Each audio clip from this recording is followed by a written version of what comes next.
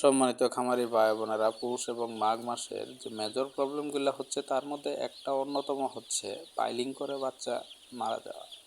তো শত শত বাচ্চা পাইলিং থেকে মৃত্যুর হার জিরোতে আনার জন্য যে পদ্ধতিগুলো অবলম্বন করা হয় তার মধ্যে যে ভিডিওটা দেখতেছেন, এইরকম করে একটা বোর্ডিং করা এবং সঠিক তাপের ব্যবস্থা করা।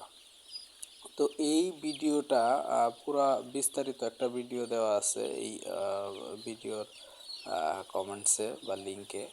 তো এখানে দেখে আসতে পারেন পুরা ভিডিওটা। আশা করি আপনাদের উপকৃত হবে এবং একটা বাচ্চাও পাইলিং করে মারা যাবে না। তো ব্রুডিং হবে সুন্দর এবং আপনার পাইলিং জনিত সমস্যা দূর হবে ইনশাল্লাহ। ধন্যবাদ।